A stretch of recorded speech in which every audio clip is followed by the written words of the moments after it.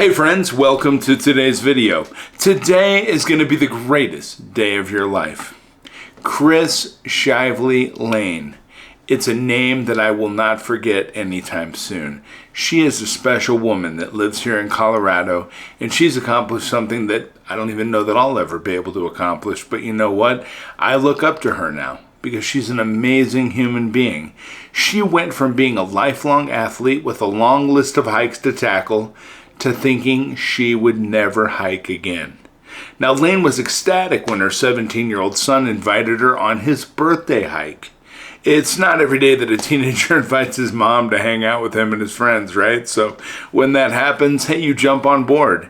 And yet that sunny day in October 2016 started off like a dream, but it ended for my friend Chris like a nightmare. So 7 steps into her hike, Layne lost her footing in Clear Creek Canyon, and she fell 80 feet. And on his birthday, her son had to assume the role of first responder. She said her son ran down to her and he checked her pulse. He couldn't find one and knew that she was not breathing. She eventually regained consciousness and realized she had raised her right arm during the fall, protecting her head from what would have been an extreme impact with a boulder. Now, Layne looked around and realized she had landed on only a pile of leaves in the area, cushioning her fall. And she said that she began to move her body around, but she realized that she couldn't move her legs. And it was at that moment that she realized that she was paralyzed. Now, from that day on, Layne would spend the rest of her life paralyzed from the chest down. Fast forward years later, Layne eventually found her way back to recreation, and on September 10th of this year, she summited the highest peak in Colorado, Mount Elbert. Now, she had the assistance of 51 volunteers and a trail rider. Now, what a trail rider is it's a mobility device that has a single wheel, and it helps to navigate narrow trails for people with a mobility disability. Now, Layne made it to the top of the 14,438-foot peak, having been paralyzed for nearly 7 years now. And she said that she never would have imagined that she would ever be able to climb another 14er. She said, "I thought I would never hike again, never mind summit the highest peak in Colorado. There is no way I would have achieved this goal without the help of the Lockwood Foundation and these volunteers." So Layne's path back to recreation begins when she heard about the Lockwood Foundation through 2 of her friends that had also summited Mount Elbert with the organization. Now, one of them has cerebral palsy and the other has Lou Gehrig's disease. It's a progressive neurodegenerative disease that affects nerve cells in the brain and spinal cord. And this organization is amazing. See, their goal is to get a person living with a different disability to the summit of Mount Elbert each year. And the Lockwood Foundation and Layne got in touch and set a goal to get a person in a wheelchair due to a spinal cord injury to the summit of the highest peak in Colorado. Now, the team with the Lockwood Foundation set up camp at 11,700 feet to prepare for the summit bid, and with a 5:45 a.m. start time, the team was back by the afternoon.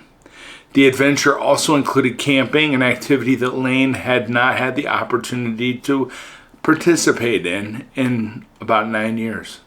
So she said it was her first 14er and her first time camping in 9 years, and it was the day of the first snow, making things more magical than ever for her. She says she got to the top of the world again.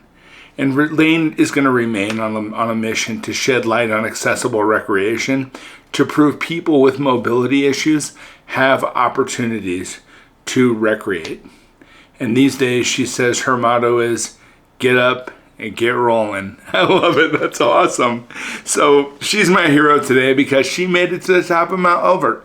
Elbert, it's very interesting because many people would look at somebody in a wheelchair, look at that mountain's peak from afar, and say, yeah, I don't know how that's going to happen. I'm not saying you can't do it. I'm just saying I don't know how you would do it. I love it when people find a way. Where there's a will, there's a way. And you know what? If you want something in your life, you gotta just go do it. You know, a couple weeks ago, I did an interview with Josh Blue, a comedian Josh Blue. And one thing that I took away from that conversation with Josh, that was off camera, he and I talked quite a bit. And the thing I took away from him is if you want something in your life, you've got to just go do it. You can't wait for the right circumstance. You can't wait for the right plan. You know, you can't wait for the stars to align, the planets to all get into a linear fashion. You gotta just go do it. And you know what? While you're doing it, if it doesn't work out right away, you're going to identify problems. You're going to be able to go through those problems. You're going to learn lessons. And those lessons are going to make you stronger as you continue to move forward towards not only that goal, but additional goals. One after another, you're going to knock them down like bowling pins. You just don't quit. You've got to keep moving forward.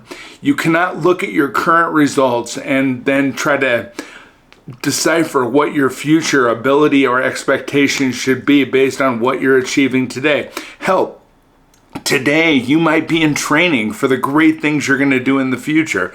If I go back a year ago and look, I never thought I'd be here right now doing a YouTube channel with over 70,000 subscribers in 4 months. I never thought that would have been the case last year on this day last year. Where will you be next year on this day? It doesn't matter where you are now, but where are you going and what do you want to accomplish? That's all that matters, is that you have a desire. Now you got to get up off your ass and go and do it. And that's the thing. You know, every time I meet somebody who's a special person that suffers from some type of a disability, I always see a unique circumstance, and I see somebody who critically thinks through common situations to make events happen in a way that they need them to, so they can accomplish that which others may or may not have believed they could accomplish. You can be that person too. You know what, friends? I believe in you. I know you have great things in store for you in the future. You're an amazing human being. I love coming back here every day and talking to you. You know what? You're worth it. And you're incredible. And you have tons of amazingness to offer the world. I can't even tell you how great things are going to be for you. But you've got to get up and you got to get moving. Don't let your current circumstance be a dictator for what it is you believe you can accomplish or the goals that you set for yourself. Go back, watch my first 30 days of videos. I teach you how to set goals. I teach you how to accomplish them. I teach you the rituals that you will go through on a daily basis to get the things in your life that you deserve. You deserve a good life. You only get one run. And since this is the only life we're ever going to have, you might as well make the best of it. Hey, you'll lose nothing by trying. In fact, you gain the world by trying, because you're going to learn lessons. It's going to give you courage to take on bigger challenges. And you know what? You're an amazing person, and you can do all of this. You can. I know. I believe in you. I know you can do it. And I'm going to be back tomorrow with some really great stuff. You know, send some positive thoughts Layne's way. I think she's a wonderful woman, and she's accomplished a lot. And every time I look at Mount Elbert, I'm going to think about her up there doing her thing. Have a great day, friends. Take care.